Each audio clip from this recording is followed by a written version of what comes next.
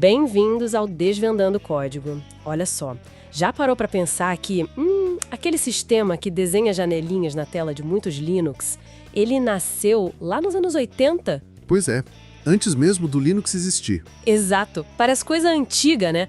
Mas ó, a história por trás disso é, nossa, pura adrenalina tecnológica. Tem reviravolta, briga de gente grande, sabe? E uma ideia genial que tá aí até hoje. A gente tá falando do Xorg. Isso mesmo. E hoje a nossa missão é desvendar essa jornada toda. Como é que essa tecnologia lá dos anos 80 sobreviveu? Por que ainda é tão crucial, mesmo com coisa nova como o Wayland aparecendo? E quais segredinhos ela ainda guarda, né? Exato. Vamos entender quem é esse arquiteto invisível por trás de muitas das nossas telas. Então bora lá. A história começa em 1984 lá no MIT. Como você disse, nem existia Linux ainda. Tinha um tal de Projeto Athena. Ah, sim. E eles precisavam, assim, de um jeito para rodar programas gráficos em máquinas diferentes, sabe? Conectadas em rede. Imagina o desafio para a época. Mas a solução deles foi, olha... brilhante. Moldou muita coisa depois. A ideia central do Sistema X, que o Bob Schiffer e o Jim Gettis criaram... Qual era a sacada? Era separar a aplicação, tipo o programa em si, da interface gráfica, do que aparece na tela. O programa podia rodar num servidor superpotente, sei lá, no Japão. E a janela aparecer aqui na minha frente. Tipo mágica. Exatamente. Como mágica. Era, no fundo, um protocolo de rede, só que disfarçado de sistema gráfico. Bem vanguarda pura, né? Uau! Só que aí, bom, a coisa complicou um pouco, né? Complicou. O X11, que é a versão mais famosa, tinha uma licença aberta. Isso era ótimo. Mas aí as gigantes tipo Sun, IBM, HP, pegaram o código... E fizeram o quê? Criaram suas próprias versões, cheias de coisas extras, proprietárias e, o pior, incompatíveis entre si. Era a tal gaiola dourada. Você tinha os recursos, mas ficava preso naquele fabricante, sacou? Entendi. Travava tudo, né? E enquanto isso... Enquanto isso, lá em 91, surgiu o Linux. Mas era só texto puro, linha de comando. Certo. A virada gráfica mesmo veio em 92. 4 programadores, cara, muito corajosos, liderados por um cara chamado David Dons.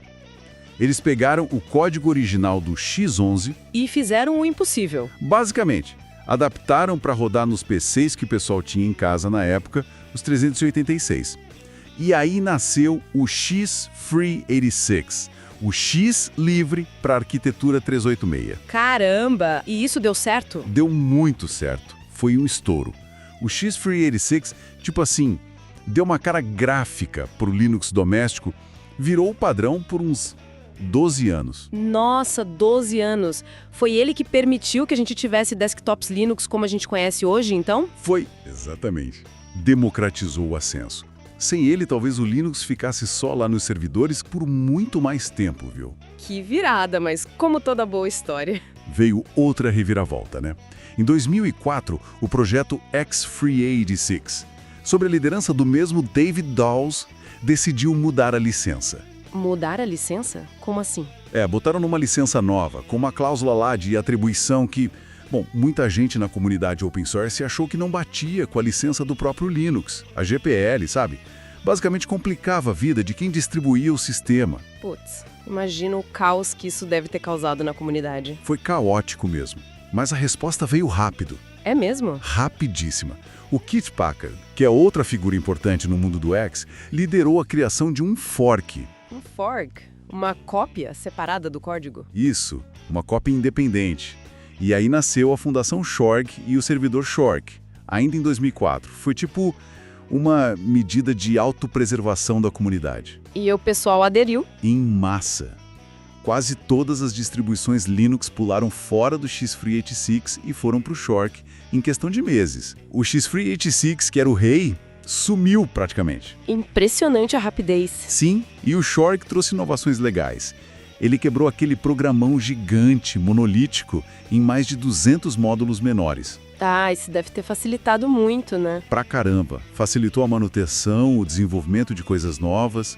tipo drivers gráficos modernos, suporte para vários monitores de um jeito mais dinâmico com o RAND-R, sabe?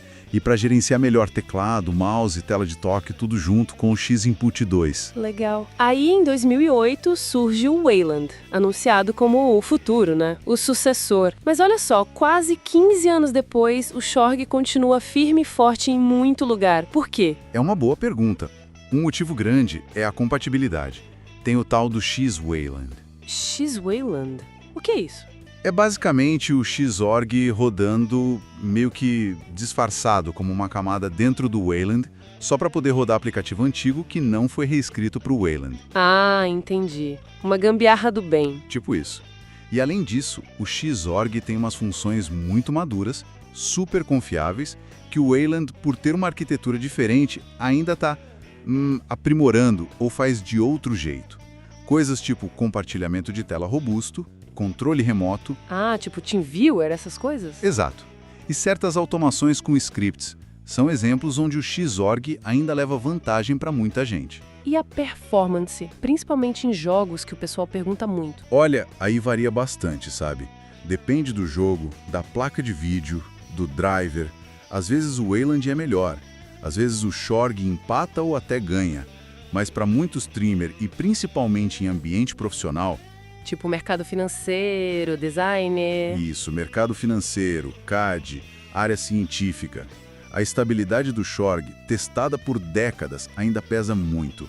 É aquele ditado, né? Em time que está ganhando e é super confiável, não se mexe assim do nada. Faz todo sentido. E ainda tem uns truques na manga, né? Tem.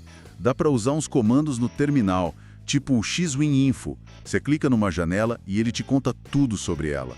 Ou o XEV, que mostra em tempo real cada clique do mouse, cada tecla que você aperta. Que legal, tipo espionar o sistema. É por aí. E para quem sofre com aquela imagem rasgando em vídeo ou jogo, às vezes uma linhazinha mágica no arquivo de configuração do Shorg ativando o Tier Free resolve. Boa dica. E o alcance dele é maior do que a gente pensa. Já adaptaram para rodar no Android, sabia?